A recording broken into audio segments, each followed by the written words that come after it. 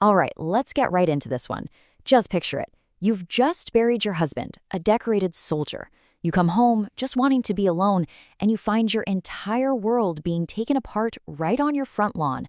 This is where Amani Washington's story starts, not with a moment of grief, but with the declaration of war.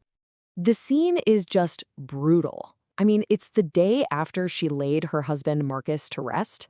Amani pulls into her driveway. It's raining. Everything feels completely washed out.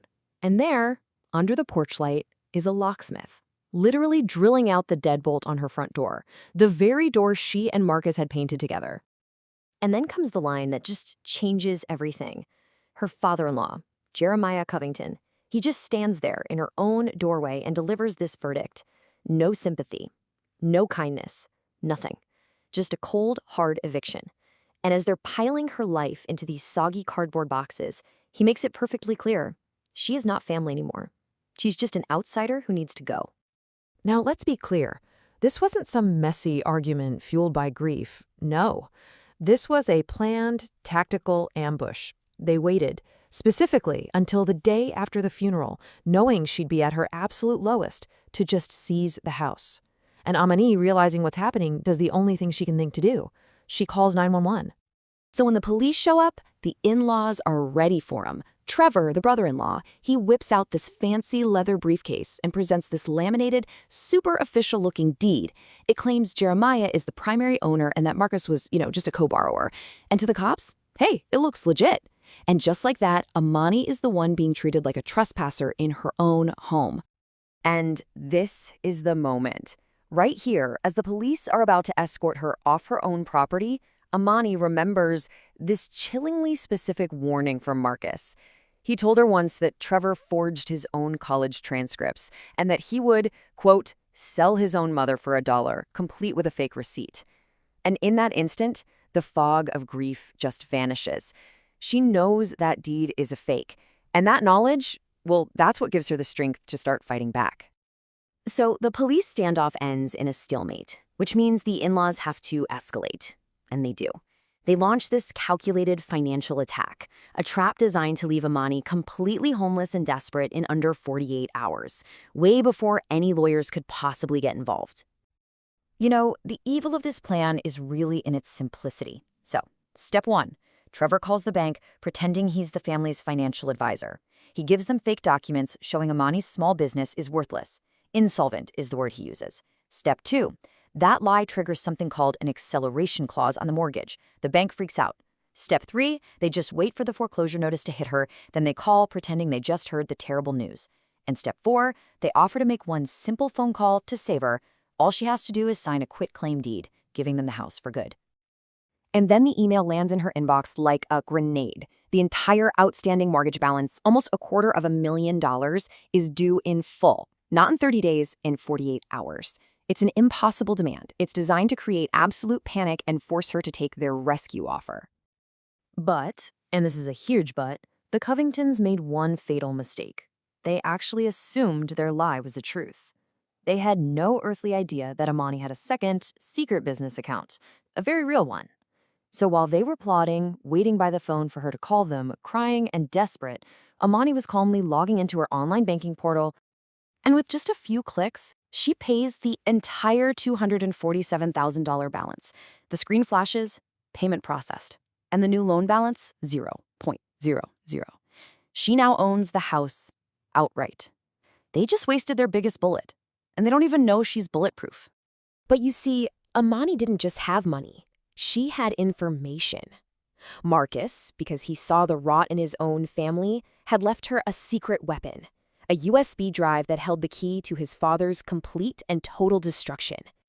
Months before he passed, Marcus confessed something to Amani. His father's big logistics empire, it was a total fraud. He wasn't just in debt, he was running a full-blown Ponzi scheme, using new contracts to pay off old debts. And that little USB drive?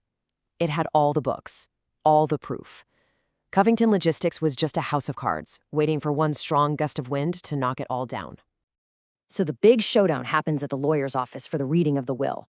And the Covingtons, they walk in there like they've already won. They are so sure that Amani is showing up from a house that's about to be foreclosed on that she's just there to be legally finished off. They have absolutely no idea that they're the ones walking into a slaughter. So the lawyer reads the will, and yup, sure enough, it's an old one. It leaves everything to Jeremiah. The Covingtons are thrilled. But then, the lawyer calmly explains that a will only controls something called probate assets, and Marcus's most valuable assets, by law, do not pass through the will at all. And this is where it all comes apart for them. Bombshell number 1, Marcus's $500,000 military life insurance policy that goes directly to its named beneficiary, his wife Amani. Bombshell number 2, when they bought the house, they filed it under joint tenancy with right of survivorship.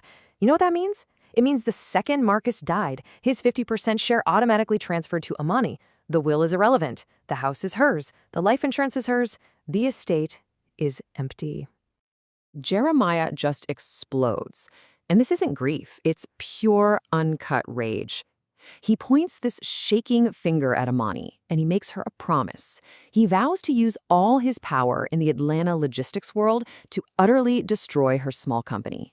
He's going to make sure she never signs another contract. This isn't over. It's just getting started. And you know what? He makes good on his promise. Jeremiah launches an all-out war, poaching every single one of Amani's clients by offering to do their work for a 30% discount, a rate that is guaranteed to lose him money. See, he's not trying to build his business. He's willing to hemorrhage cash just to bleed her dry first. So after 2 weeks of this relentless attack, with Amani's client list completely wiped out, Trevor and Denise show up at her office. They think she's finally broken, that she's bleeding out. They slide a piece of paper across her desk, a final, insulting offer to buy her worthless company for $10,000. It's supposed to be the final boot on her neck. But they made that same mistake again. They just kept underestimating her. Amani just laughs. She tells them they never even bothered to find out what IM Logistics actually stood for. It wasn't Amani and Marcus. No. It's Ironclad Military Logistics. And here it is, the checkmate. While Jeremiah was losing a fortune stealing her small-time disposable clients, Amani was finalizing a 5-year exclusive contract with the Department of Defense. She just turns her monitor around to show them, and the final number at the bottom of that contract is $8 million. That $8 million contract was publicly filed that very morning. And Jeremiah's bank, who was already getting nervous about his finances, they saw it. They saw a brand new federally backed $8 million player in their city run by the very woman Jeremiah was trying to crush with suicidal discounts. The bank panicked. And this is how quickly a house of cards falls. At 10 a.m., the bank called all of Jeremiah's loans due. By noon, he'd defaulted. By 2 p.m., the bank auctioned off his now worthless debt, and the highest bidder was Amani's new $8 million corporation. By 4 p.m., she was foreclosing on everything, every truck, every warehouse, even his personal home. She had become his bank. A month later, Amani is sitting in Jeremiah's old office at his massive desk. Outside, a crane is removing the Covington name from the building and replacing it with Ironclad Military Logistics. She looks at a photo of her and Marcus and just says, "You didn't marry a victim. You married a logistician." She protected their legacy. She won the war. You know, their fatal error was assuming her grief made her weak, when really it just made her focused. It really makes you wonder, doesn't it? What is the real difference between being weak and just being underestimated?